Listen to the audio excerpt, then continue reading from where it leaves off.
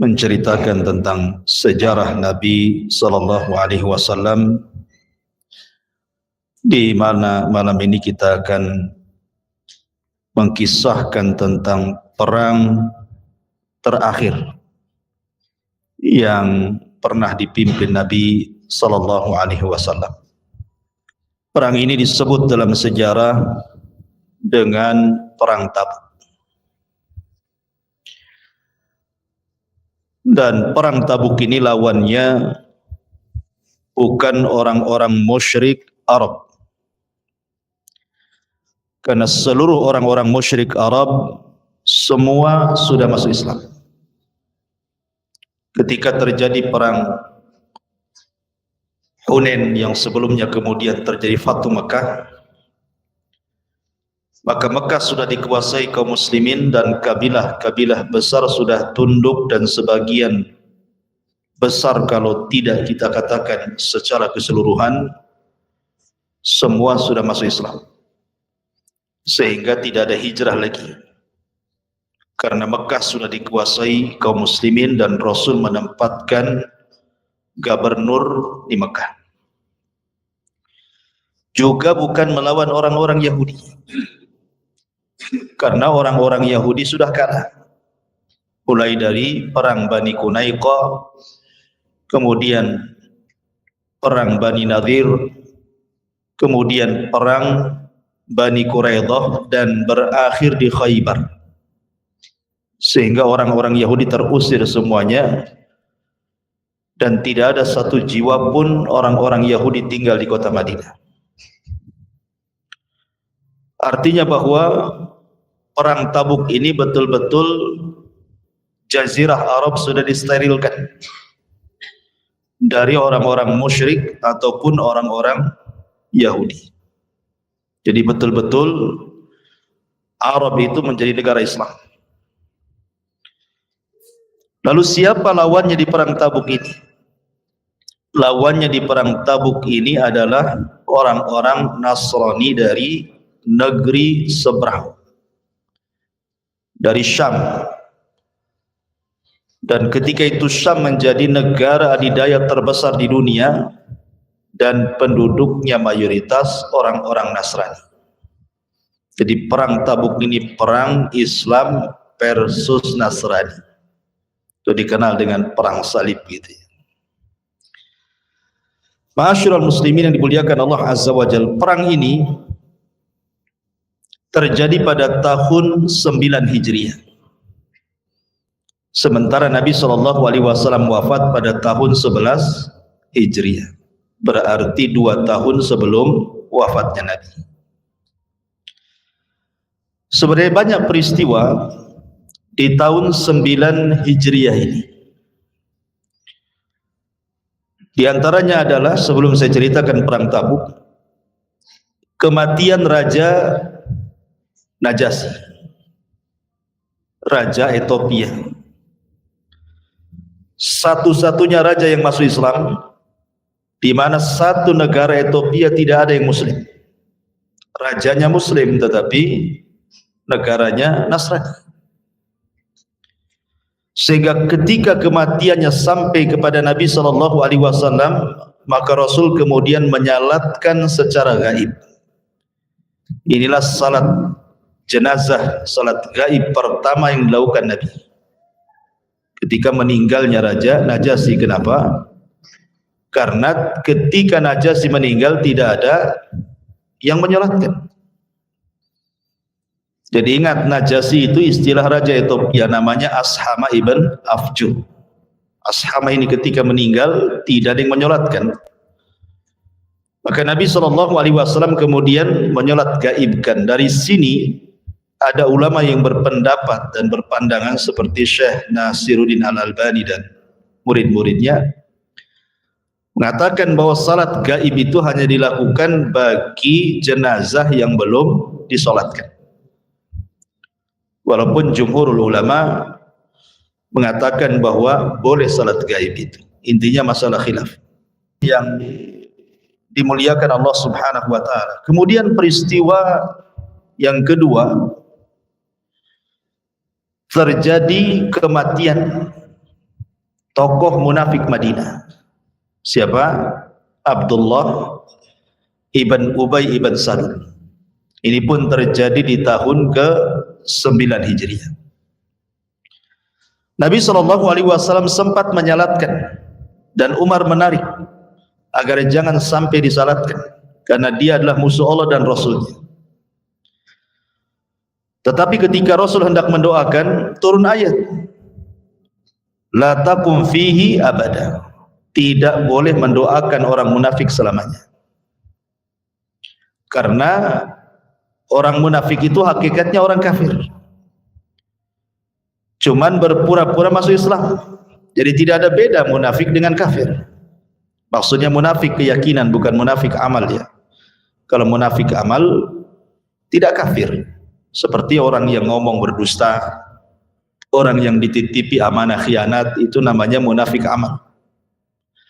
Tapi munafik keyakinan itu artinya yang menyembunyikan kekufuran sementara zahirnya menampakkan keislaman.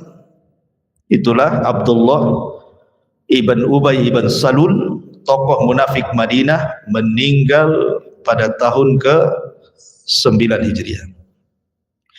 Kemudian pada tahun yang sama juga terjadi perajaman kepada seorang wanita Ghamidiyah. Jadi ada seorang wanita sedang hamil datang kepada Nabi SAW. Kemudian wanita ini mengatakan, ya Rasulullah, zanaitu fatahirni. Rasul, aku sudah berzina, tolong bersihkan. Maksudnya rajam aku, karena dia sudah menikah kemudian berzina. Tapi Rasul itu mengajarkan rahmat. Agama kita agama rahmat, ajaran kita ajaran rahmat, dan Rasul kita juga Rasul yang diutus membawa rahmat.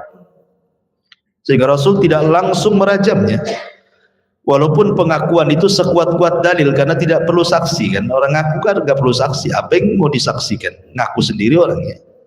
Saksi itu bagi yang nggak ngaku, maka didatangkan saksi. Tapi Rasul mengatakan, jangan-jangan kau hanya peluk-peluk saja, kau cium-cium saja, kau nggak berzina, pulang kamu. Tapi wanita ini mendesak. Akhirnya kemudian mengakui bahwa dia telah hamil dari hasil perzinahan. Kata Nabi SAW, kalau begitu lahirkan dulu anak. Maksud Rasul itu disuruh pulang dan melahirkan anak, jangan datang lagi, cukup bertobat di rumah saja. Tapi wanita ini ngotot, memang betul-betul ingin bertobat setelah dilahirkan. Wa ali wasallam. Kayak lalat nih, tempel di sini berubah pula nih. Jadi Nabi SAW kemudian menyuruh wanita ini pulang dan jangan pernah kembali. Tapi setelah melahirkan datang lagi dia membawa anaknya dan mengatakan, Rasul, ya anakku sudah lahir, masih ingatkan aku adalah wanita yang berzina, fatahirni, bersihkan aku. Tapi Rasul mengatakan tidak bisa, susui dulu selama 2 tahun. Maksudnya pulang, susui, jangan datang lagi, suruh bertobat gitu ya. Habis disusui, rupanya datang lagi. Setelah 2 tahun sempurna datang kepada Rasul karena kegigihannya ingin bertobat. Akhirnya wanita Ghamidiyah pun dirajam oleh Rasul dan para sahabatnya. Ketika dirajam, ada yang mencaci maki wanita ini. Maka Nabi SAW melarang, tidak boleh. Sesungguhnya wanita ini sudah bertobat, yang kalau dibagikan tobatnya kepada 70 penduduk Madinah itu mencukupi mereka. Lah, kejadian perajaman kepada wanita Ghamidiyah juga terjadi di tahun ke-9 Hijriah. Tapi yang ingin saya kisahkan adalah perang Tabuk. Inilah perang terjadi di tahun ke-9 Hijriah. Masyarul muslimin yang dimuliakan Allah Azza wa Jalla, apa penyebabnya sehingga terjadi perang Tabuk? Kemudian bagaimana sikap para sahabat? Karena lawannya ini kelas kakap, kelas berat. Romawi lawannya, negara didaya kala itu, yang secara kekayaan, kemudian persenjataan, kemudian pasukan terkuat di dunia kan itu. Ini lawannya perang. Bagaimana sikap para sahabat? Kemudian juga apa yang dilakukan orang-orang munafik untuk menggembosi peperangan ini. Kemudian bagaimana para sahabat Nabi SAW mempersiapkan peperangan ini bersama Rasul sampai mengalami kemenangan dan banyak peristiwa selama perjalanan. Tentu ini kisah yang lama yang sedikit kita akan coba mengulas walaupun tidak secara detail, tetapi poin-poin besarnya kita tahu tentang perang Tabuk. Ma'asyiral muslimin yang dimuliakan Allah Azza wa Jalla, sebenarnya gesekan Islam dengan orang Nasrani di zaman Nabi itu sudah pernah terjadi, kontak fisik itu. Ketika kita bercerita tentang perang Mu'tah. Karena perang Mu'tah itu adalah gesekan kaum muslimin dengan orang-orang Nasrani. Kenapa? Karena ketika itu Nabi SAW mengirim delegasi utusan menyurati semua raja-raja untuk masuk ke dalam Islam. Menyurati Persia, Romawi, Ethiopia, dan raja-raja besar lainnya disurati, diajak masuk Islam. Salah satunya adalah Nabi SAW mengutus seorang sahabat namanya Al-Haris ibn Umar Al-Azdi.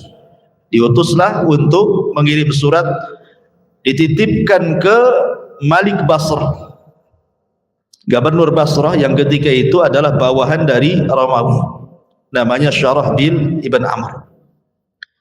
Rupanya oleh Syarah bin Ibn Amr ini, pemimpin Basrah, bawahan daripada Romawi, dibunuh pula nih Al-Haris ibn, membunuh delegasi.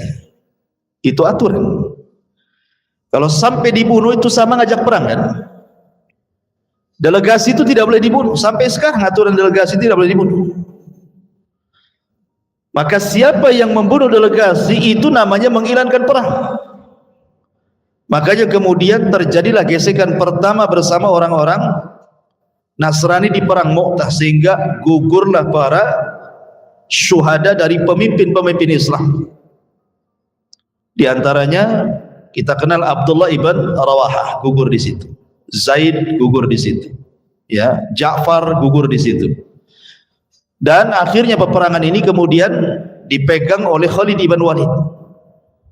Walaupun kemudian tidak menang, tetapi mampu memukul mundur, dan Khalid pun pulang ke kota Madinah. Sampai satu kota Madinah melempari Khalid dengan debu dan mengatakan, kalian orang-orang yang lari dari peperangan, kenapa kalian tidak mati saja dalam peperangan, gitu maksudnya. Tapi Rasul membela Khalid dan pasukan yang pulang dan mengatakan mereka tidak lari dari peperangan, tapi mereka kembali untuk mempersiapkan sebuah peperangan. Taib, itu perang Mu'tah. Jadi gesekannya sudah ada tuh di Mu'tah.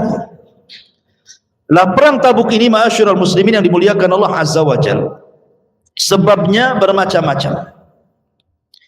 Ada yang mengatakan di antara sebabnya adalah karena memang Allah Subhanahu wa taala berfirman di dalam Al-Qur'anul Karim, surah At-Taubah ayat 123,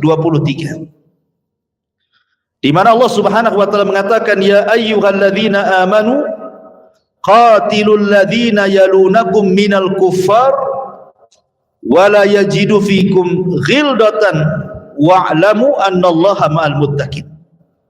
Wahai orang-orang yang beriman, perangilah orang-orang kafir yang di sekitar kalian, dan hendaklah mereka merasakan sikap keras darimu, dan ketahuilah bahwa Allah beserta orang-orang yang bertakwa. Maka ayat ini turun kepada Nabi SAW seolah-olah mengisyaratkan untuk perang melawan orang-orang Syam, orang Romawi, karena Jazirah Arab sudah masuk Islam semua, ya kan? Maka Nabi SAW memilih Romawi yang paling dekat dengan Islam, karena sama-sama diturunkan kitab. Mereka Nasrani, kita Islam, sama-sama diturunkan kitab, diutus pada mereka Nabi, diajak Islam. Ya, maksudnya diajak masuk Islam, diajak masuk Islam dulu. Kalau mereka masuk Islam, alhamdulillah. Kalau tidak, mereka harus bayar jizyah upeti. Kalau tidak, baru perang kan begitu. Sebagaimana Allah Subhanahu wa taala juga mengatakan dalam surah At-Taubah ayat 29. Allah mengatakan qatilul ladzina la yu'minuna billahi wala bil yaumil akhir wala yuharrimuna ma harramallahu wa rasuluhu wala yadinuna dinal haqqi minal ladzina utul kitab hatta yu'tul jizyata ayyadi wa hum shaghir. Perangilah orang-orang yang tidak beriman kepada Allah dan hari akhir. Mereka yang tidak mengharamkan apa yang telah diharamkan Allah dan Rasul. Mereka yang tidak beragama dengan agama yang benar yang datang dari Allah, yaitu orang-orang yang telah diberikan kitab sehingga mereka membayar jizyah pajak dengan patuh sementara mereka dalam keadaan tunduk kepada orang-orang yang beriman. Ini satu versi bahwa memang perang Tabuk ini adalah suruhan dari Allah Subhanahu wa taala. Tapi sebab yang lainnya ada yang mengatakan tidak. Ini sebenarnya kekecewaan orang-orang Romawi. Karena bagaimana coba? Orang-orang yang dianggap remeh oleh orang-orang Romawi, orang-orang Arab yang tidak punya ketangkasan perang, dan mereka juga tidak dikenal di dunia, ketika perang Mu'tah kok bisa dipukul mundur dengan pasukan yang sangat sedikit oleh Khalid ibn Walid. Sehingga ketika itu penasaranlah ini orang-orang Romawi ini, Herakles ini, sehingga ingin mencoba lagi dan mengerahkan pasukan yang jauh lebih besar lagi. Sampai 4.000 pasukan dikumpulkan, termasuk digabungkan orang-orang Arab Nasrani seperti kabilah Judam, kabilah Ghassan. Ya, itu juga digabungkan dan kabilah-kabilah yang lain dari Arab yang beragama Nasrani digabungkan dengan tentara Romawi, sehingga jumlahnya sampai 40.000 orang. Tentara yang banyak, 40.000 orang kala itu, ikhwan. Mengumpulkan tentara sebanyak itu, apalagi dengan persenjataan yang kuat, logistik yang kuat, dan strategis perang yang memang terkenal. Romawi kala itu adalah negara adidaya, negara kuat kan itu. Sehingga kemudian Nabi SAW sempat berpikir tentang kedatangan tentara ini, karena masalahnya datang kabar kepada Nabi SAW tentang berkumpulnya orang-orang Romawi dengan pasukan besar 40.000 dengan melibatkan kabilah Arab Nasrani dari Laham dan juga Judam dan Ghassan dan yang lainnya, bahwa mereka sudah sampai di tempat namanya Balqah. Balqah ini perbatasan Arab dengan Syam, artinya sudah dekat. Ya, Rasul dapat informasi itu. Jadi Rasul mengatakan, apakah harus tetap tinggal di Madinah, menunggu serangan, kemudian Rasul dan para sahabat bertahan, ataukah kemudian Rasul harus menyerang dulu sebelum mereka menyerang? Akhirnya diputuskan Rasul harus menyerang dulu. Kenapa? Kalau sampai bertahan di kota Madinah bahaya, karena nanti yang akan jadi korban bukan tentara saja, ada anak-anak, ada perempuan, ada orang sakit, ada orang wanita, dan begitu seterusnya. Jadi dengan berbagai pertimbangan, akhirnya Nabi SAW pun mempersiapkan pasukan, dan tidak boleh satu pun kecuali harus ikut. Ya, Rasul menekan betul dalam perang Tabuk ini, tidak boleh ada yang tidak ikut, harus ikut semua. Betul-betul Rasul mempersiapkan pasukan. Dan biasa Rasul itu kalau mau perang, kebiasaan Rasul biasanya tauriyah. Pamannya tujuannya ke Batu Besar. Nanti di perjalanan itu pura-pura nanya mana jalan ke Bengkok, gitu ya. Mana jalan ke Batu Haji, padahal tujuannya ke Batu Besar, gitu ya. Itu kebiasaan Rasul kalau perang itu begitu biasanya, tauriyah. Tetapi dalam perang Tabuk ini tidak ada tauriyah. Nabi SAW betul-betul mengumumkan kepada seluruh manusia, kita menghadap orang-orang Romawi dan bertempur di Tabuk. Jadi betul-betul dilakukan, karena ini bukan perang main-main masalahnya. Ini perang besar. Masalahnya, ikhwan, di Madinah sendiri itu didahului sebelumnya adalah musim paceklik yang panjang, sehingga mereka tidak dapat penghasilan dari kurma-kurma mereka yang biasa mereka hasilkan. Lah ketika kemudian terjadi perang Tabuk, pula hilang paceklik, kemudian mulai subur, kemudian kurma pula lagi ranum-ranumnya dan siap dipetik. Itu kan waktu-waktunya senang gitu ya. Bukan waktu-waktu perang ini, waktu-waktunya ke kebun, lesehan gitu ya, makan kurma gitu. Diajak perang pula. Baru selesai menghadapi paceklik, diajak perang lagi. Sehingga dari sinilah terpecah manusia. Nanti saya ceritakan siapa-siapa orang yang tidak ikut perang. Ada beberapa kelompok. Ya. Kemudian yang kedua, karena memang Nabi SAW sangat berhajat kepada tentara yang banyak, karena memang yang dihadapi juga tentara kuat dan banyak. Sementara perjalanan Madinah ke Tabuk itu cukup jauh, tidak bisa kemudian ditempuh dengan jalan kaki, harus pakai kendaraan, minimal unta dan kuda balap. Sehingga kalau tidak punya kendaraan tidak bisa mereka jalan, belum sampai dah mati di jalan, ya kan? Kemudian juga banyak orang-orang miskin pengen terlibat, pengen ikut, tapi tidak punya senjata, tidak punya apa yang bisa mereka nafkahkan untuk peperangan ini. Jadi banyak kendala di perang Tabuk ini sebenarnya. Kalau bukan karena Allah Subhanahu wa taala, tentu tidak akan dimenangkan perang ini. Tapi semua karena izin Allah Subhanahu wa taala, makanya Allah menangkan perang Tabuk ini. Ma'asyiral muslimin yang dimuliakan Allah Azza wa Jalla, mulailah kemudian banyak orang-orang yang beralasan untuk tidak ikut perang. Salah satunya adalah orang-orang munafik. Dalam perang Tabuk ini, ikhwatu fiddin muliakan Allah Azza wa Jalla, ada 6 kelompok yang tidak terlibat. Jadi ada 6 kelompok tidak terlibat dalam perang Tabuk. Yang pertama, orang-orang munafik. Jelas mereka banyak alasan. Di antara alasan orang-orang munafik adalah sampai ada seorang munafik namanya Al-Jidd ibn Qais, Al-Jidd ibn Qais, munafik.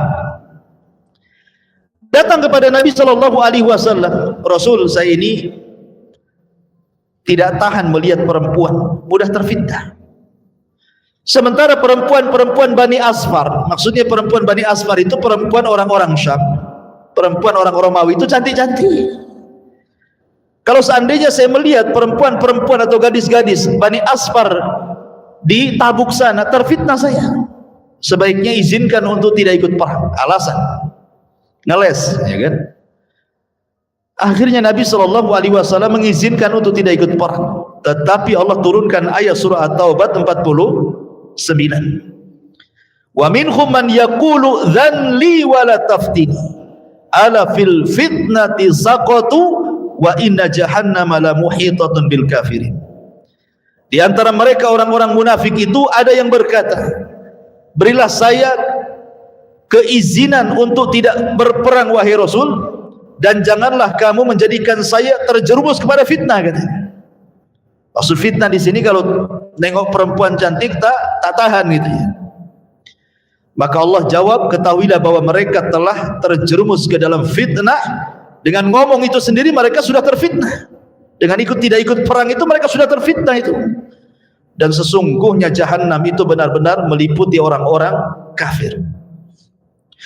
Kemudian di antara munafik juga, sebagian munafik dan munafik yang lainnya menggembos itu dan mengatakan ini musim panas, Tabuk jauh, kita harus melewati lembah dan padang pasir, belum sampai kita sudah mati kehausan, sebaiknya tidak usahlah ikut perang. Nah, itu digembosi kawan-kawan itu. Makanya kemudian Allah Subhanahu wa taala turunkan juga ayat kepada mereka. Allah Subhanahu wa taala berfirman, farihal mukhallafuna bimaq'adihim khilafa Rasulillah wa karihu an yujahidu bi amwalihim wa anfusihim fi sabilillah wa qalu la tanfiru fil har qul naru jahannam asyaddu harra law kanu yafqahun. Orang-orang yang ditinggalkan, artinya tidak ikut perang itu dari orang-orang munafik, mereka merasa gembira dengan tinggalnya mereka di belakang Rasul, tidak ikut perang, dan mereka tidak suka berjihad dengan harta dan jiwa mereka di jalan Allah. Sebagian mereka mengatakan, janganlah kamu berangkat perang, ini musim panas. Maka Allah katakan ya Muhammad, api neraka jahanam jauh lebih panas dibandingkan panasnya matahari. Diingatkan, kalau kalian mengatakan jangan pergi perang, ini musim panas, ingat jahanam lebih panas lagi gitu. Itu jawaban antum tuh. Pamannya siang-siang ada daurah, ayo kita pergi daurah. Panas, jahanam lebih panas. Gitu ya. Diajak kebaikan kok bilang panas. Bilang itu, neraka lebih panas lagi. Milih mana? Panas matahari atau jahanam? Masyarul muslimin yang dimuliakan Allah Subhanahu wa taala. Ini kelompok yang pertama. Banyak alasan, ada sekitar 80 orang munafik. Kemudian mereka berdusta membuat-buat alasan, akhirnya tidak ikut perang. Kelompok yang kedua, orang-orang yang diperintahkan Rasul memang tidak boleh ikut. Seperti contohnya umpamanya Muhammad ibn Maslamah. Muhammad ibn Maslamah memang oleh Nabi tidak disuruh untuk ikut. Kenapa? Karena kalau ikut semua, siapa yang memimpin Madinah? Nanti Madinah diserang, ya kan? Makanya kemudian Rasul memilih Muhammad ibn Maslamah untuk memimpin Madinah sementara Rasul sedang berperang di Tabuk. Termasuk juga Ali radhiyallahu anhu. Ali radhiyallahu anhu oleh Nabi SAW dilarang ikut perang. Kenapa? Dikhawatirkan ada serangan mendadak ke Madinah, sementara keluarga Rasul semua di Madinah, istri-istrinya, anak-anaknya, kan itu, kerabat-kerabatnya. Maka Ali disuruh melindungi mereka. Ketika Nabi SAW sudah pergi dari Madinah dan belum jauh dari Madinah, ada yang nyeletuk kepada Ali radhiyallahu anhu dengan kata-kata, Ali ini kayak perempuan, kok nggak ikut perang katanya. Akhirnya Ali radhiyallahu anhu nyusul Nabi. Nggak enak dengan ucapan orang tuh. Datang dia kepada Nabi Rasul, apakah engkau akan meninggalkan aku bersama anak-anak dan perempuan? Tidak bisalah. Aku kan bukan orang yang punya uzur. Aku bukan orang sakit, aku bukan perempuan, aku bukan anak-anak. Kau juga tidak memilih aku memimpin Madinah. Loh, kenapa kau suruh aku tidak ikut? Katanya. Kata Nabi SAW di hadapan para sahabat, ya Ali, amma tarda an takuna minni bimanzilati Harun min Musa. Wahai Ali, ridhokah engkau kedudukan kamu itu seperti Nabi Harun dengan Nabi Musa? Ketika Musa pergi, Harun yang memegang Bani Israel. Sebaiknya kau tetap tinggal di Madinah. Akhirnya kemudian setelah Rasul ngomong begitu di hadapan para sahabat, otomatis kan tidak akan jadi fitnah lagi bagi Ali kan. Tidak ada orang yang ngomel lagi kan. Maka Ali akhirnya kemudian balik lagi ke kota Madinah. Jadi kelompok yang kedua itu memang oleh Nabi disuruh jangan pergi, karena memang ditugaskan tugas gitu ya. Kemudian kelompok yang ketiga, orang-orang yang punya uzur.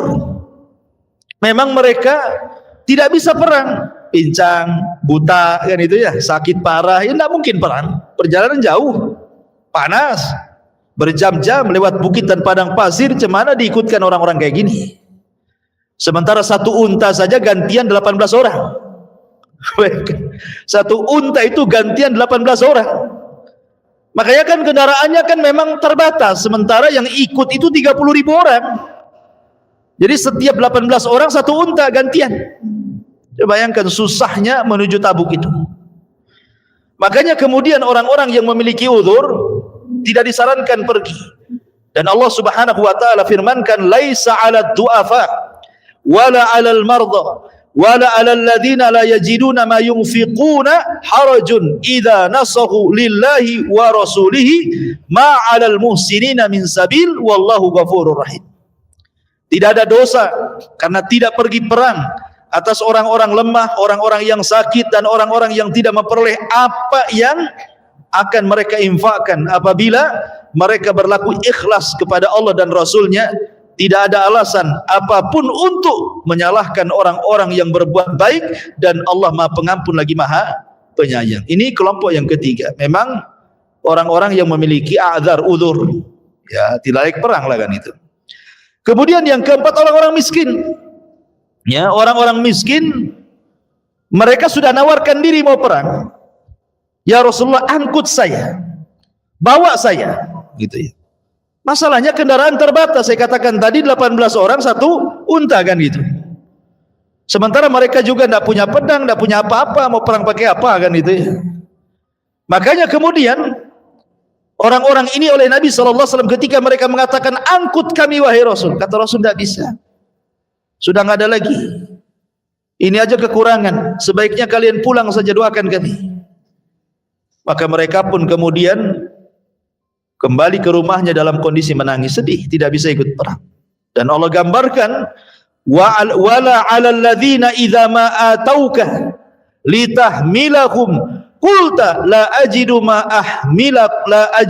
ahmilukum alaihi tawallaw wa a'yunuhum tafidu minad dam'i hazanan alla yajidu ma yunfiqun.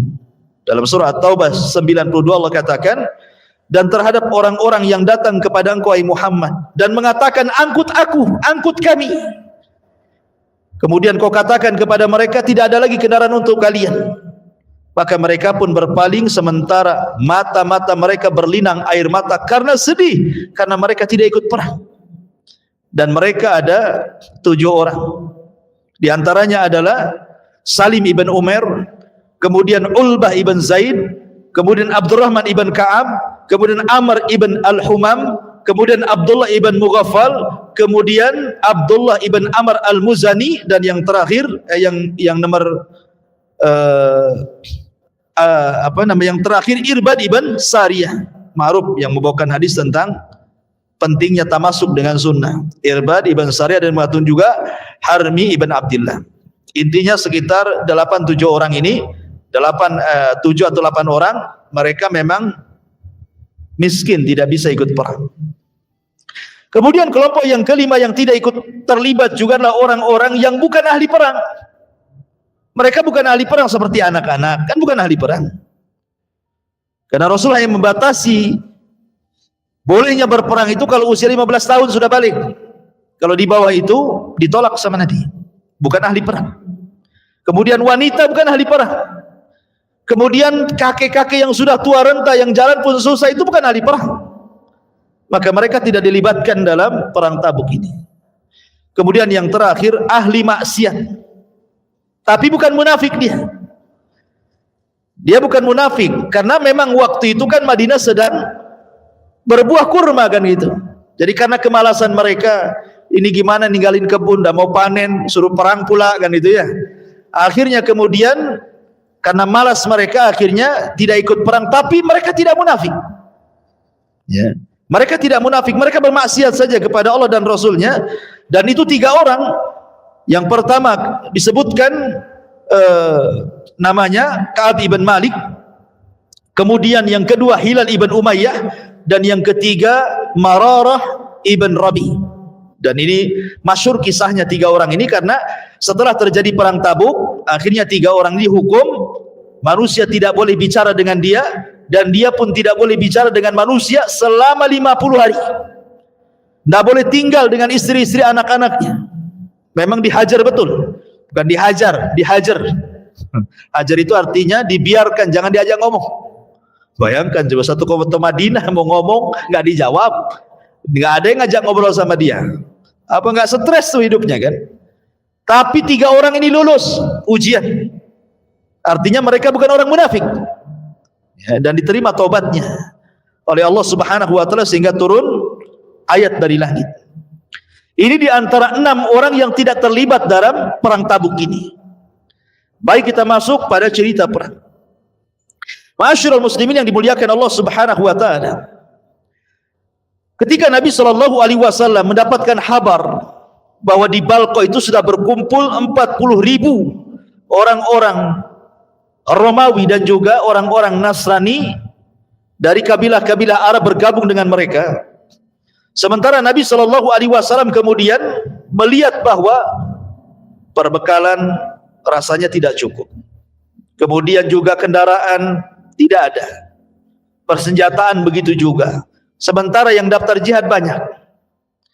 Maka Nabi sallallahu alaihi wasallam mulai mendorong manusia untuk infak, mencari biaya perang. Ya. Lah kemudian Nabi SAW kemudian mengumpulkan para sahabat Nabi SAW. Kemudian Rasul berkhutbah soal infak.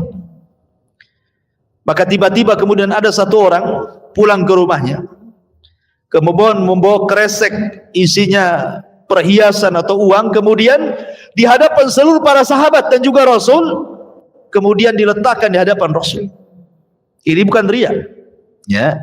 Makanya Nabi SAW ketika melihat perbuatan sahabat ini, langsung dia mengatakan, man sanna sunnatan hasanatan falahu ajruha wa ajru man amila ba'dahu la yanqusu min ujurihim syai'a.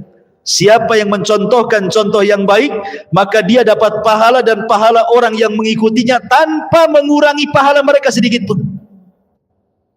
Jadi kalau menampakkan amal untuk dicontoh tidak apa-apa. Yang tidak boleh itu untuk riya dan sum'ah dan kibar, kesombongan, bukan. Jadi sahabat ini berikan contoh. Makanya setelah dicontoh, semua para sahabat bubar. Kemudian pada pulang ke rumahnya, membawa harta-harta seadanya yang mereka miliki. Lalu disebutkan dalam sebuah riwayat bagaimana Utsman ibn Affan radhiyallahu an adalah sahabat yang paling banyak ketika itu berinfak dalam perang Tabuk. Sebagaimana disebutkan oleh Imam Tirmidzi dalam sunannya dari Abdurrahman ibn Khabbab, dia mengatakan, aku menyaksikan Nabi SAW sedang mengompori para sahabat untuk berinfak guna modal perang bagi tentara-tentara yang kesulitan untuk perang.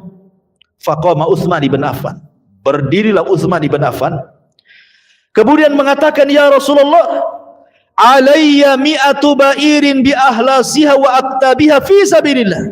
Rasul, aku punya 100 ekor unta dan seluruh perbekalan yang ada di pundaknya aku serahkan untukmu, gunakan di jalan Allah. 100 ekor unta dan semua perbekalan yang ada di punggung unta.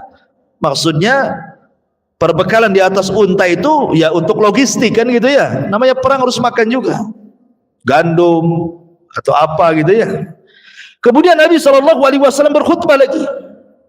Tiba-tiba kemudian Utsman berdiri lagi dan mengatakan, ya Rasulullah, alayya mi'ata ba'irin bi akhlasiha wa aktabiha. Saya masih punya 200 ekor unta lagi penuh di atas pundaknya dengan seluruh perbekalannya. Jadi sudah berapa itu? 300 ekor unta dengan seluruh perbekalan di atas untanya itu. Dalam riwayat yang lain, bukan hanya 300 ekor unta saja, bahkan Nabi SAW dikagetkan dengan Utsman. Dia mengatakan, ya Rasulullah, wahai Rasul, aku memiliki bi alfi dinar fi thawbi. Aku punya uang sebanyak 1000 dinar. 1 dinar berapa? 4 gram lebih emas. Itu 1 dinar. 1 dinar itu 4 gram lebih emas. Kalau 1 gramnya mencapai 1 juta, berarti 1 dinar itu ya sekitar 5 jutaan kali 1000. Oh, miliar juga kan begitu ya. Ini uang ini ya. Jadi uangnya 1000 dinar, kemudian untanya 300 bersama seluruh perbekalannya. Kira-kira di zaman sekarang sekaya-kayanya orang, nggak ada orang infak sebanyak ini. Jangan lagi infak, korban lah, korban ya. Korban ya paling seekor sapi. Nabi itu loh korban 100 ekor sapi. Jadi ma'asyiral muslimin yang dimuliakan Allah, seperti itulah Utsman sampai Rasul itu membolak-balikan tuh uang itu. Kemudian Nabi SAW langsung turun dari mimbar, kemudian mengatakan, ya Utsman, ma dharraka ya Utsman ma amilta ba'da hadzal yaum. Utsman, tidak ada yang mudaratkan kamu setelah infak hari ini, banyak sekali infakmu. Ma'asyiral muslimin yang dimuliakan Allah Azza wa Jalla, tentu yang lain pun tidak tinggal diam. Bahkan Umar bin Khattab radhiyallahu an yang selalu bersaing dengan Abu Bakar dalam amal soleh, terutama dalam sedekah. Jadi Umar itu kan selalu kalah dan tidak bisa menyaingi Abu Bakar dalam amal soleh. Jadi ketika mendengar Rasul butuh biaya untuk perang Tabuk, dia mengatakan, inilah waktunya saya bisa melibas Abu Bakar, katanya. Asyik saya aja yang kalah dengan dia dalam amal soleh. Hari ini kesempatan saya bisa mendahului Abu Bakar, datang kepada Rasul. Apa kata Umar bin Khattab radhiyallahu anhu, ya Rasulullah, saya punya separuh harta, saya infakkan semuanya. Kemudian Nabi SAW mengatakan, ma abqaita li ahlika ya Umar, kau infakkan separuh harta itu, bagaimana kondisi keluargamu? Kata Umar, kan masih ada separuh katanya. Setelah Umar menginfakkan separuh harta, selang beberapa waktu Abu Bakar datang. Kemudian mengatakan, ya Rasulullah, aku infakkan semua hartaku. Ini separuh, ini semua hartaku aku infakkan untukmu. Kata Rasulullah, ya Abu Bakar, wa ma abqaita li ahlik, lalu apa yang kau tinggalkan untuk keluargamu? Mungkin bagi Abu Bakar bahasa ini sederhana, biasa. Bagi kita luar biasa. Apa kata Abu Bakar? Ya Rasulullah, aku tinggalkan seluruh anak istriku kepada Allah dan Rasulnya. Tawakal. Kan itu ya. Coba ada orang yang menginfakkan semua harta? Enggak ada. Jangan lagi semua harta diinfakkan. Anggaplah orang kaya punya 2 rumah, tiba-tiba diinfakkan 1 rumah. Kata istrinya, gila kau suamiku katanya. Suaminya digila-gila. Yang infak dibilang gila, gimana yang gila, apa sebutannya? Ya. Ma'asyiral muslimin yang dimuliakan Allah Azza wa Jalla. Artinya di sini bahwa lihat bagaimana semangat para sahabat. Setelah itu datang Abdurrahman bin Auf menginfakkan banyak hartanya. Datang Talha ibn Ubaidillah menginfakkan, sampai kepada ada orang-orang yang miskin yang malu-malu menginfakkan karena tidak punya uang, membawa gandum separuh sok. 1 sok itu 4 gini. Berarti kalau separuh 2 gini nih, 2 ciduk saja nih. Ya, malu-malu dia datang mau 2 ciduk gandum itu. Akhirnya dicibir orang-orang munafik dan mengatakan, innallaha la ghani an sadaqati hadza. Allah itu maha kaya, ngapain kau sedekah kau sikit? Enggak perlu, Allah maha kaya katanya. Digembosi sama orang munafik. Tapi kalau orang kaya ngasih harta banyak, kata orang munafik itu sedang ria. Itulah orang munafik. Jadi kalau orang kaya infak dibilang ria, kalau orang miskin infak dibilang Allah lebih kaya. Enggak usah katanya. Si munafik itu. Karena memang munafik itu setan dari kalangan manusia. Ya, kalau setan dari kalangan jin ya jelas. Ya, dia akan membisikkan di telinga orang yang infak sebagaimana Allah berfirman, ya'idukumul faqra wa ya'murukum bil fahsya. Jangan infak, nanti kau fakir, nanti kau miskin. Untuk yang lain saja kan itu ya. Kau kan belum punya kulkas, beli kulkas. Yang gitu. Jadi setan itu begitu bisik-bisiknya. Ma'asyiral muslimin yang dimuliakan Allah Azza wa Jalla, termasuk juga ada yang sama sekali tidak punya apa-apa. Jangan lagi cerita uang, cerita kendaraan, cerita senjata, cerita gandum. Tidak punya apa-apa, tapi pengen infak. Namanya siapa? Namanya Ulbah ibn Zaid. Ulbah ibn Zaid. Ini infaknya luar biasa. Dikisahkan oleh Wathilah ibn Asqa radhiyallahu anhu. Jadi ketika perang Tabuk, ini Ulbah ibn Zaid ini sahabat Nabi SAW, tidak ada yang bisa diinfakkan karena memang enggak punya harta sama sekali. Tapi sebelum tidur dia mengatakan, Allahumma innaka qad amarta bil jihad wa raghibta fihi thumma lam taj'al indi ma atakawwa bihi ma Rasulillah sallallahu alaihi wasallam wa lam taj'al fi yadi Rasulillah sallallahu alaihi wasallam ma yahmiluni alaihi wa inni atasaddaqu ala kulli muslimin bi kulli madlamatin asabani biha fi malin aw jasadin aw irdin thumma asbaha ma'aznas faqala Rasulullah SAW ainal mutasaddiqu hadhihi laila. Jadi ada kasusnya begini, Ulbah ibn Zaid ini di malam hari dia menangis. Ya Allah katanya, sungguh nabimu sudah memerintahkan jihad dan sungguh nabimu sudah mendorong untuk jihad, sementara aku tidak bisa menyumbangkan sedikit pun kepada nabiku. Aku sudah tawarkan badanku, nabiku mengatakan tidak ada yang bisa membawamu.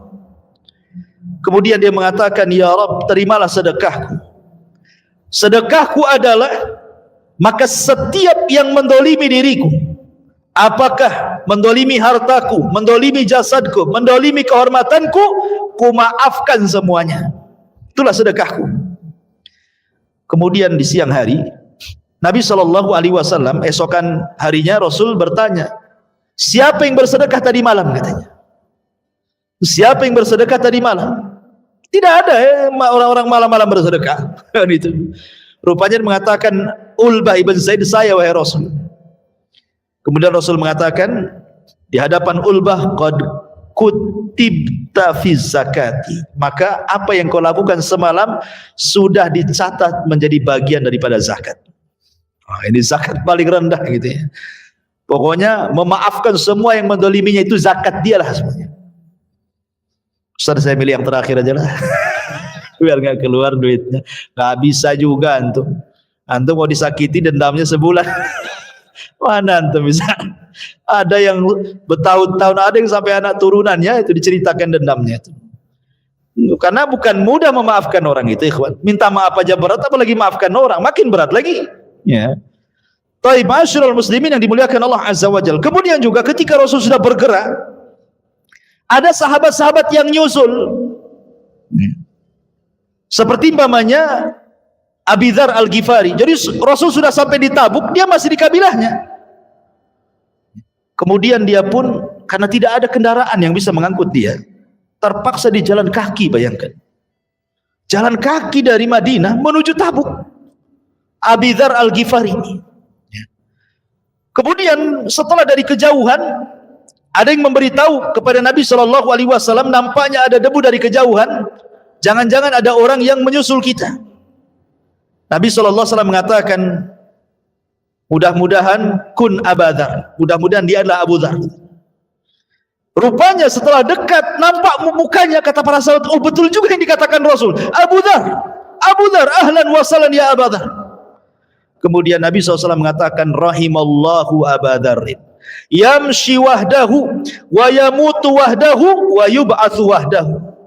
Semoga Allah merahmati engkau wahai Abi Dzar, kau berjalan sendiri, kau akan mati sendiri, kau akan dibangkitkan sendiri. Karena kematian Abi Dzar ini memang tragis. Ya, jadi Abi Dzar ini ketika sudah tua, dia pun kemudian menyendiri di sebuah tempat namanya Rabdah, di tengah padang pasir, pakai kemah gitu saja. Dia menyendiri di situ. Kemudian akhirnya dia pun sakit. Dia berwasiat kepada anak dan istrinya dan mengatakan, idza mittu faghsilani wa kaffannani wa wada'ani ala tariq fa awwalu rabbin yamurruna bikum faqula hadza Abu Dzar. Kata Abu Dzar, kalau aku mati, tolong kalian berdua mandikan aku, tolong kalian berdua kafani aku. Sebelum kau kuburkan, letakkan jenazahku di jalan, katanya. Maka siapapun yang pertama kali melewati tempat itu kemudian bertanya, ini jenazahnya siapa? Katakan, ini jenazahnya Abu Dzar. Rupanya orang yang pertama kali lewat di situ adalah sahabat Abdullah ibn Mas'ud radhiyallahu anhu. Kemudian mengatakan, ma hadza? Ada apa ini? Jenazah siapa kalian letakkan di jalan ini?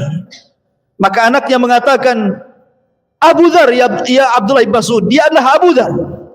Langsung kaget dan turun. Kemudian dia mengatakan, rahimallahu Abu Dzar, yamshi wahdah wa yamutu wahdah wa yub'atsu wahdah.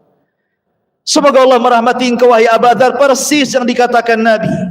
Engkau berjalan sendiri dalam perang Tabuk, engkau mati sendiri di tengah padang pasir, dan engkau akan dibangkitkan sendiri pada hari kiamat.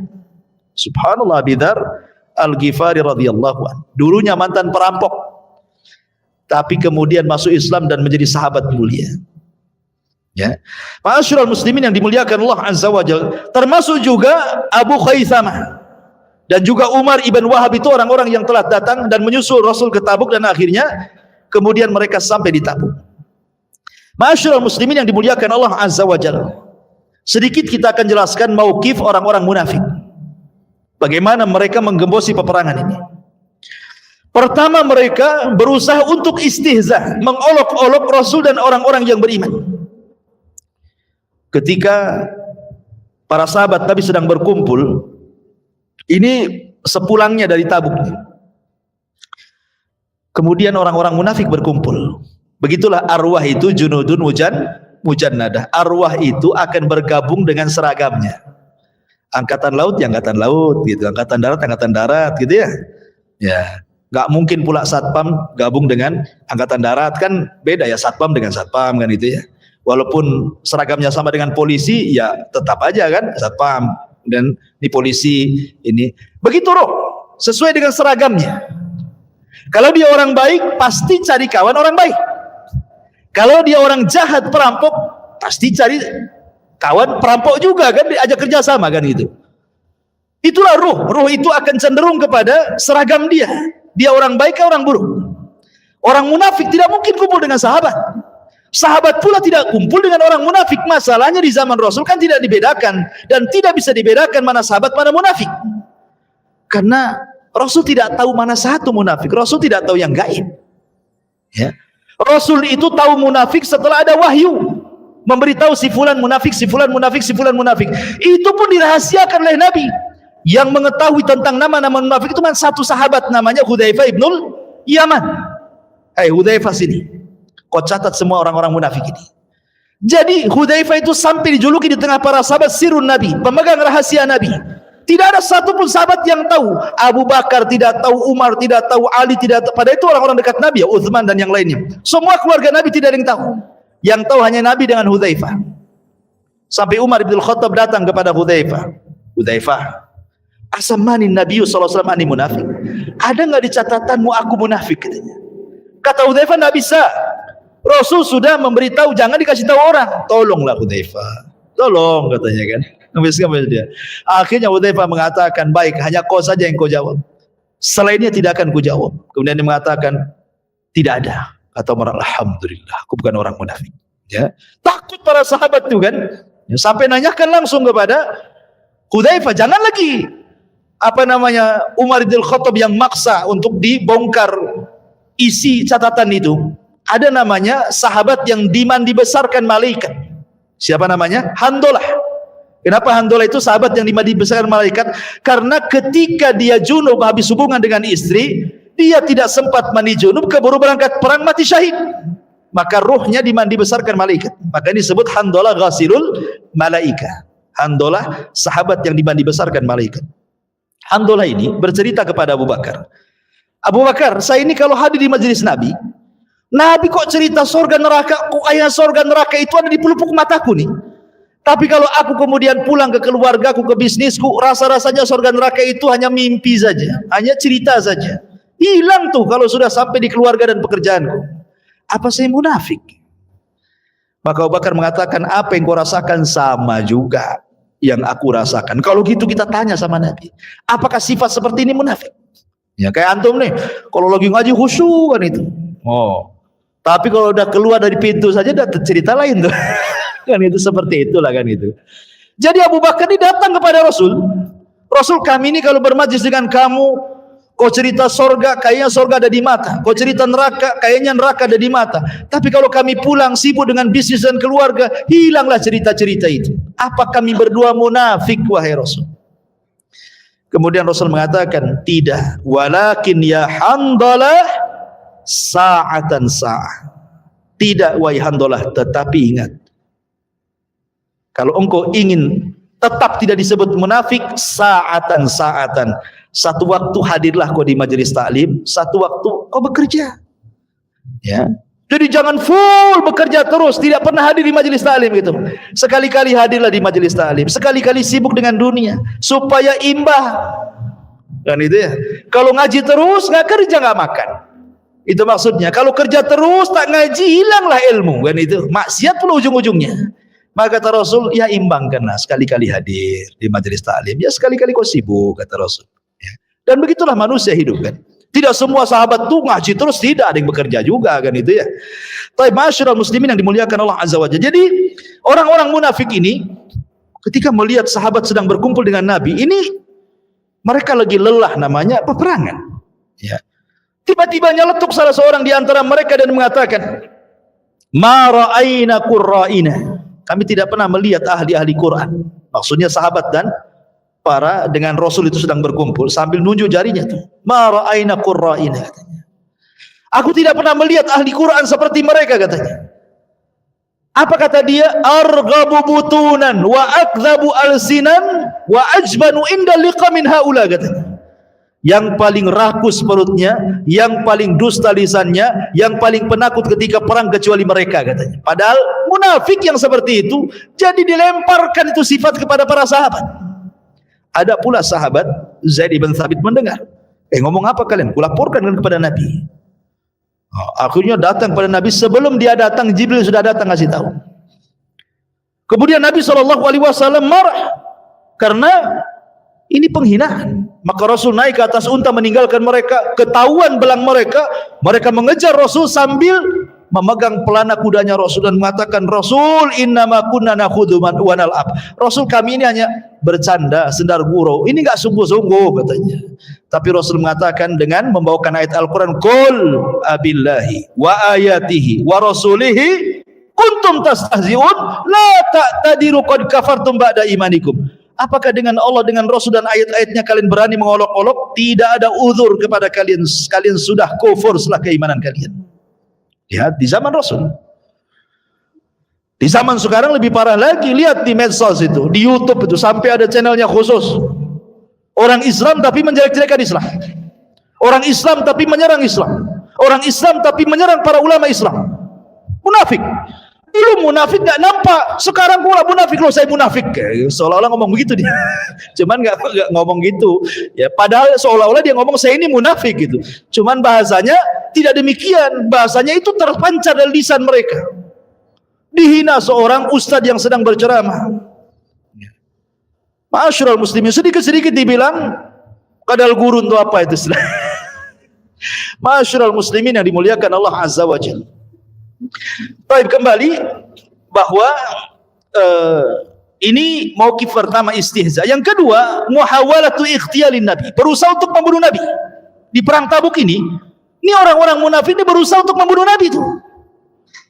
Sampai-sampai ada beberapa orang munafik yang hendak membunuh Nabi SAW di malam hari, tetapi kemudian Allah turunkan ayat kepada mereka, yahlifuna billahi ma qalu walaqad qalu kalimatal kufri wa kafaru ba'da islamihim wa hammu bima lam yanalu wa ma naqamu illa an aghnahumullah wa rasuluhu min fadlih fa in yatubu iyyaka khairan lahum wa iyatalau yu'adzibhumullahu adzaban alima fid dunya wal akhirah wa ma lahum fil ardi min wali wala nasir.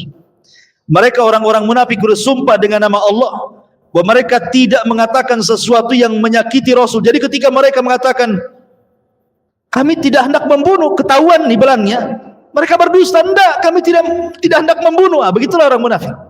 Kalau sudah tahu belangnya, kemudian ngeles gitu ya. Sungguh mereka telah mengucapkan perkataan kekafiran dan telah menjadi kafir setelah Islam dan menginginkan apa yang mereka tidak dapat mencapainya, dan mereka tidak mencela Allah dan Rasulnya. Sekiranya Allah dan Rasulnya telah melimpahkan karunia-Nya kepada mereka, maka jika mereka bertobat itu lebih baik. Tapi kalau mereka tidak bertobat, niscaya Allah mendatangkan azab kepada mereka dengan azab yang pedih di dunia dan akhirat, dan mereka tidak mempunyai pelindung dan tidak pula penolong di hadapan Allah Subhanahu wa taala. Baik. Jadi mereka berusaha untuk membunuh, ini di perang Tabuk nih. Kemudian juga yang ketiga, mereka berusaha untuk membuat markas yang disebut dengan Masjid Dirar. Gitu ya. Jadi sebelum perang Tabuk, orang munafik ini geng-gengnya ngadakan rapat. Mereka akan membuat masjid. Masjid ini dijadikan untuk apa? Untuk sarang orang-orang munafik. Pertama, untuk menggembosi kaum muslimin, mengadakan perpecahan di dalam. Kemudian irsad, dijadikan mata-mata musuh. Ya. Kemudian untuk kekafiran mereka. Mereka mengatakan, ya Rasulullah, kalau engkau pulang dari Tabuk, mampirlah kau jadi imamlah di masjid kami, katanya. Ya Nabi, ya karena memandang itu sebuah kebaikan dan Rasul tidak tahu mana munafik kan, ya saja kan. Ketika pulang dari Tabuk, mereka meminta janji, bukankah Rasul engkau akan sholat di tempat kami? Tiba-tiba turun ayat untuk membakar masjid itu. Oh, itu dibuat oleh orang munafik untuk memecah belah kaum muslimin, tafrik, kemudian irsad, memata-matai kaum muslimin, wa kufran, dan menyebarkan kekafiran. Maka Rasul mengerahkan para sahabat bakar masjid itu. Maka dibakarlah Masjid Dirar itu. Dan banyak lagi tingkah laku orang-orang munafik dalam rangka menggembosi perang Tabuk ini. Kemudian setelah Nabi SAW berangkat dengan 30 ribu orang para sahabatnya untuk berhadapan dengan orang-orang Romawi yang jumlahnya sampai 40 ribu tentara musuh, disinilah terjadi mukjizat banyak. Ada berapa mukjizat terjadi saat kepergian Rasul di perang Tabuk. Mukjizat pertama, sahabatul ma. Perjalanan itu kan melelahkan, panas terik yang luar biasa, apalagi terjadi di bulan Ramadan. Bayangkan, ini terjadi di bulan Ramadan. Ya. Perang Tabuk ini terjadi di bulan Ramadan, kan berangkat di bulan Ramadan, artinya kan ada sebagian yang berpuasa, teriknya luar biasa, panasnya gitu ya. Maka Allah berikan mukjizat kepada Rasulnya dengan sahabatul ma, dengan turunnya hujan kepada mereka. Kata Nabi SAW kepada para sahabatnya bahwa kalian akan sampai di Tabuk dan kalian akan mengalami kepanasan yang luar biasa. Aku akan berdoa kepada Allah agar Allah Subhanahu wa taala menurunkan hujannya. Maka Rasul pun berdoa, turun hujan. Dan itu mukjizat. Akhirnya para sahabat bisa minum sepuas mereka, unta-unta bisa minum, kuda-kuda bisa minum, dan mereka segar lagi. Ya. Kemudian yang kedua, khabarun naqati Rasulillah sallallahu alaihi wasallam. Kabar unta Nabi sallallahu alaihi wasallam. Jadi ada unta Rasul itu lepas. Lah dicari-cari nggak ketemu kemana oleh para, kan Rasul mengutus sahabat untuk mencari untanya yang lepas. Kemana unta ini? Ini ada kesempatan orang munafik ini untuk istihza dengan Nabi Shallallahu Alaihi Wasallam. Kemudian sebagian mereka mengatakan, lihat orang itu ngaku Nabi, tapi tidak tahu untanya di mana katanya. Dia bilang gitu. Kalau dia Nabi mesti tahu lah di mana untanya. Ngapain ngerahkan sahabat pula cari unta? Kata. Ini kan penghinaan kepada Rasul kan gitu ya. Makanya Nabi SAW kemudian dihabarkan dari langit dan Rasul mengatakan, a'lamu illa ma'allamani, a'lamu illa ma'allimni illa ma'allamanillahu wa qaddallanillahu alaiha wa hiya fi hadzal wadi fi syi'bi kadza wa kadza wa qad habasatha syajaratun bizimamiha. Kata Rasul, sesungguhnya aku tahu, tetapi pengetahuan itu Allah yang kasih tahu aku. Untaku berada di lembah ini, di kabilah ini.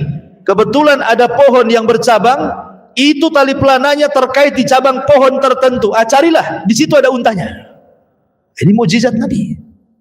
Ya, ada di situ. Karena ini akibat orang munafik mengatakan, masa seorang Nabi kok nggak tahu untanya kemana kan itu.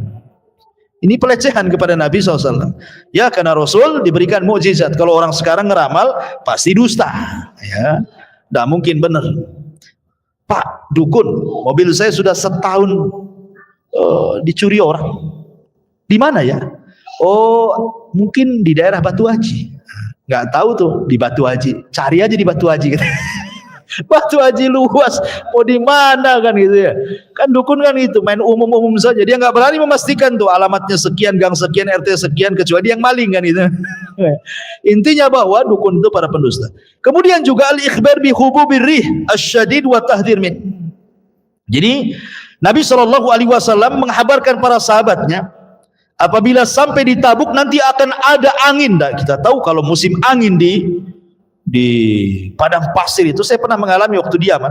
Itu kalau musim debu itu angin datang itu udah kayak apa saja, nanti hilang itu udah berdebu semua tuh, muka berdebu semua, berdebu.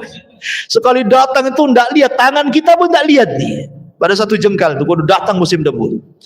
Kata Nabi SAW, nih kalau kalian sampai nanti akan datang angin debu, maka tolong pegangi semua unta, kuda dan kendaraan kalian. Karena takutnya kabur kan itu ya, ketakutan itu, maka pegangi betul, dan betul terjadi itu, datang itu ya debu, angin debu itu, dan para sahabat sudah tahu kan terjadi. Siapa yang ngasih tahu? Nabi. Siapa yang ngasih tahu? Allah lewat malaikat Jibril.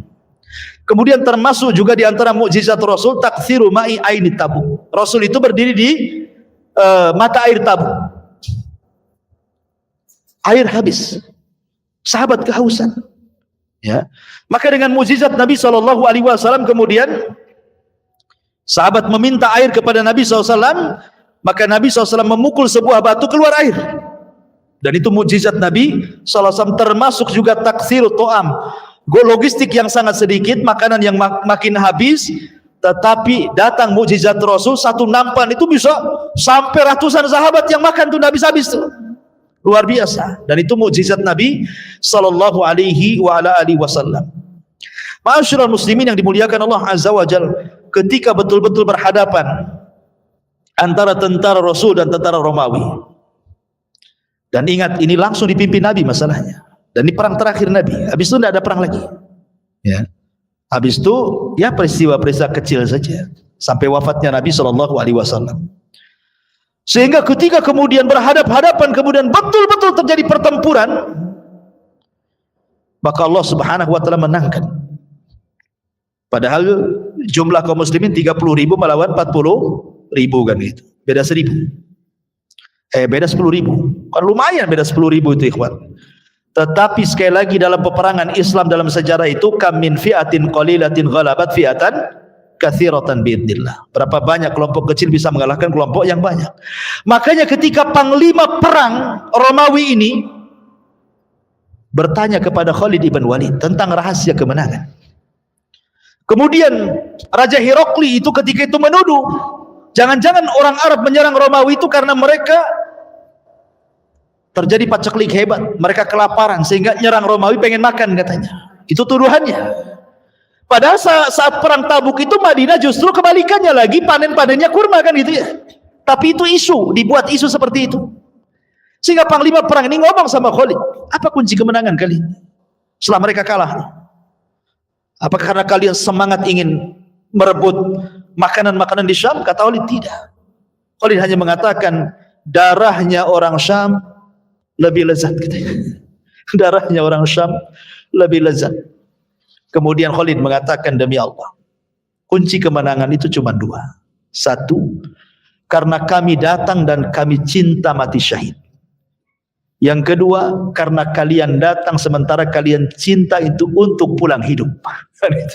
Kami datang pengen mati, kalian datang pengen tetap hidup. Itulah kuncinya. Kata Khalid bin Walid, nahnu nuhibbul maut kama tuhibbul haya. Karena kami cinta kematian sebagaimana kalian cinta kehidupan. Itu kunci kemenangan kami. Sampai dalam perang Mu'tah, Khalid itu serbannya jatuh. Kemudian untuk ngambil serbannya itu sampai harus menghadapi banyak musuh. Sampai sahabat mengatakan, ya Khalid, kau ini perang untuk serban, kau untuk Allah katanya. Kata Khalid, tidak, di serban itu ada rambut Nabi. Saya takut rambut itu dihinakan oleh orang-orang kafir itu. Karena jasad Rasul itu boleh untuk ditabaruki, boleh kita bertabaruk dengan jasad Rasul. Makanya Rasul kalau dicukur itu rebutan pada ngambil rambut bekas cukurannya. Kalau berwudu mau perang ambil bekas wudunya. Kalau meludah ditangkap ludahnya kemudian dibaluri di badannya. Kalau Rasul ngomong tidak ada yang berani melihat Nabi. Itu Rasul boleh. Apakah selain Rasul boleh? Ya, pemisah meludah ditangkap sama antum. Kemudian dioles ke wajah itu apa? Obat jerawat Ustaz. Wah, nggak bisa. Yang ada langsung hitam wajahnya. Jadi ma'asyiral muslimin yang dimuliakan Allah Azza wa Jalla. Jadi Khalid bin Walid tabaruk dengan rambutnya Nabi. Intinya bahwa setelah kemudian para sahabat Nabi sallallahu alaihi wasallam dapat kemenangan, maka dengan kekalahan Romawi dari Islam, maka di sini nampak kuah daulah Islamiyah, nampak kekuatan daulah Islamiyah. Tidak bisa dianggap remeh. Ya, tidak bisa dianggap remeh. Yang kedua, tauhidul jaziratil Arab. Di sini ada penyatuan jazirah Arab menjadi Islam semuanya. Kan takut mau kufur. Romawi aja kalah, kok macam-macam pula kabilah kecil. Akhirnya makin bersatulah kabilah Arab ini. Dengan setelah perang Tabuk ini kan, kemudian juga hilangnya wibawa negara-negara adidaya.